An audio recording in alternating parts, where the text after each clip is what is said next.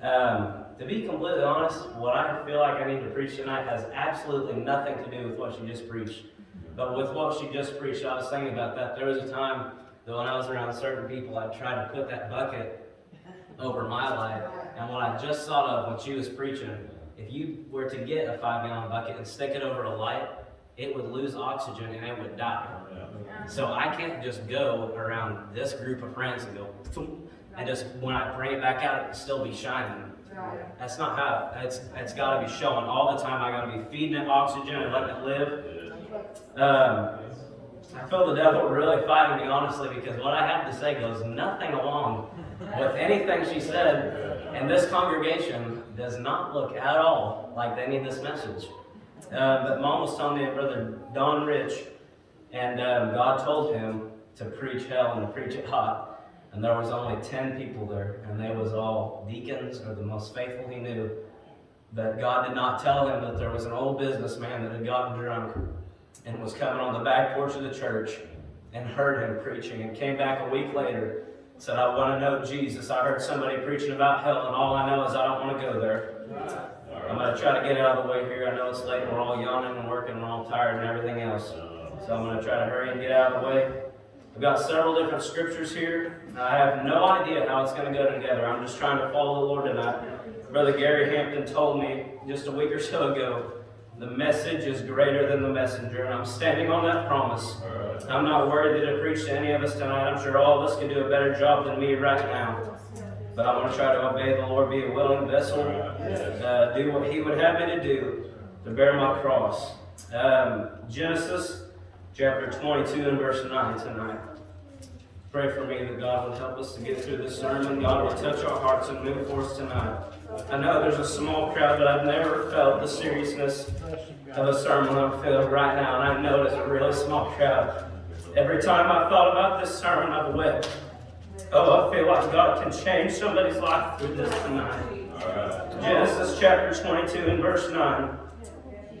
And they came to the place which God had told him of. And Abraham built an altar there, and laid the wood in order, and bound Isaac his son, and laid him on the altar upon the wood. Let's go to Luke chapter 9, verse 23. Somebody read for me. I can't even see right now. I need somebody to read for me. Luke chapter 9 and verse 23. Brother Mike, you get that for me? Brother Lex, if you would get Romans 12 and 1 for me. Brother Monty, whenever you get that, go ahead. 9 and 23. Yes. And he said to them all, if any man will come after me, let him deny himself and take up his cross daily and follow me. I know none of this makes sense, but I'm going to ask the Lord to touch us tonight and move in this service. I can't explain how the Lord gave it to me, but I'm praying that the Lord will put it all together. I'm hearing this for the first time just like you are. Romans 12 and 1. I beseech you, therefore, brethren, by the miracles of God, that ye present your bodies a living sacrifice, holy and acceptable unto God, which is your reasonable service. Okay, so when I was praying, I was seeking for the Lord, and I was just listening to music. I had some music turned on my phone. I heard 3 different songs, and that's a long period of time. And the first one said, give it to God. So I was just, okay, I don't really know what that means. And the second one was nail it to the cross. And the third one I heard was he can take it. And all those, I knew that was all together, and I didn't know what it meant. But all of them was it. He can take it, or all this, whatever it was, all these things. He can take it if you can give it to him, or now I'm like, Lord, what is this? I don't understand. But what it really was, that all of a sudden the Lord laid it on my heart, and I'm sure this is not going to come out to y'all like it came to me, but the Lord showed me that when Abraham laid down Isaac, he wasn't really laying down Isaac. Abraham was laying down Abraham's heart. And before, a lot of times what we don't really think about is that Abraham already gave up Ishmael. I don't think that Abraham was laying down Isaac expecting to go home with him. And it does say that me and the boy will return, but he was willing. And I shouldn't have said it that way. He knew God was going to provide for them. But he also said, Lord, I'm willing. I will do this. I'll make all the preparations, everything that you'd have me to do, I'll do it. I'll lay my son down for you. I've already laid down my one son. I tried to do it myself, and that didn't work. And I followed you, and now I've got my promise. And now I'll lay that down. And what I've been praying about, well, I still didn't understand it. But on the car right here, I just broke down crying again. And I felt like the Lord wants to give somebody an Abraham experience tonight. I don't know what it even means, but if you just let the Lord speak to your heart tonight, it's not going to be me. I don't feel like I'm able to just prophesy or give you anything special. But the Lord can give you an Abraham experience tonight. That relationship that he had with the Lord after he laid down Ishmael, it was good. But he did it himself. He had to give up Ishmael for God's promise. But once he got God's promise, after he was willing to lay down Isaac, oh, I'm sure there must have been such a closeness between Abraham and God. After he realized that it's just me and you, Lord, I've laid aside every weight, anything that could separate me between us. Every single thing in my life, I've given up for you. All these things. And then I started thinking about the prodigal son, and I know they're extremely different. But I started thinking the prodigal son had to lay down his pride. He come to the place, his father's a successful man, his brother's following his father's footsteps. He's doing exactly what he's supposed to do. He had this inheritance. He gives it away, he's throwing it away, and then all of a sudden he's in a pig pen. And he doesn't know what to do. He had a promise also, and he wasted it. But it was from the pig pen. God opened his eyes, and he said, I've got a place at the Father's house. That's where I feel tonight. I don't feel like an Abraham. I feel like I've had a promise. Oh, and all the times I feel like I failed the Lord. Oh, if I could just get it back to the Father's house. I know there's a place for me as a servant. Not as the son anymore, not anything I can do. But if I could just make it back to my Father's house. You think about the shame of going back to your father's house or facing your brother. I don't know if it says if he was his younger or older brother, but it was his brother. And being a brother, I know the competition you feel you've always got to measure up to something or be good enough or be better than the other one. But the shame of facing that other brother that he had to get over. He did have to lay down his pride. But what I got from that is when I said, Lord, would you show that to me? What is it? Out of those songs, all of them said it. All of a sudden, I seen a picture of myself when I shot myself with that nail gun. Oh, all day long I've been tying other things down in my life, getting other things down, a structure that I thought I had built. Oh, things that I needed to tie down or get out of the way. A lot of times in our life, we try to tie down other things. Oh, I'll get this out of the way or get this out of the way. But that's not really what God is wanting. All of a sudden, this is not making any sense, and I'm sorry. But all of a sudden, I see myself, when I was shooting myself, nailing myself to a cross. That's what I'd like to preach to us tonight, if the Lord would help me.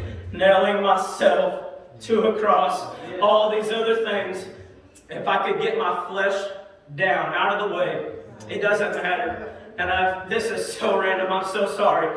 But I was thinking about a game of hide and go seek when Jennifer Thompson used to babysit us. I'd hid myself behind a bunch of stuffed animals. And there was all these things I was hidden behind them. And they were in my way between me and the seeker, the one looking for me. And when he got there, whoever was looking, they started throwing all those things that were in my way out of the way. They started getting right until it was closer and closer and closer. And then all it was just me and them. I said, I found you. I found you. And when he went back to the Father's house, he didn't say, okay, well, you're going to be a servant now. You're going to do all these things. He said, come into my house. He welcomed me. He ran out to him. And the other thing I was thinking about, all this time that he was gone, I don't know where we're at tonight. I don't even know where I'm at. I'm sorry. But if you're a prodigal son, if you're an Abraham, if you need to lay down your promise or if you need to get over your pride, dedicate your life to the Lord. Either way, the prodigal son was still the Father's child. Don't forget that if you don't feel like you're as close, not if you're lost, if you just want a closer relationship, you are still the Father's child. And all the time that you weren't as close as you wish you could be, he was still preparing the fatted calf. He was still getting ready for a celebration. I'm sure being the wealthy man he was, that there was other times he could have celebrated. But deep in his heart, he was waiting for his son's return. And I don't even know what my point is of this sermon. I had to get it off my chest. Just let the Lord minister to you tonight. As I was thinking about Abraham, God can give you an Abraham experience tonight. Just get you a closer relationship with him once you lay down your promise. And I felt like the Lord had dealt with me about that. I don't even know what my promise is, but I know He's called me to preach the gospel. Oh, many times, Lord, let this pass for me. I'm sure Abraham in his heart when he went to take up Isaac, Lord, please don't make me do this. Please, I'll give you anything else in my life. Oh, but he wasn't even giving up his Isaac. When you're laying down your Isaac or your promise, you're really not. Just keep that in mind. Whatever you're laying down, God can give it back to you. He's wanting your heart. He's wanting your flesh and your soul. And I started to think about my soul, the inward man.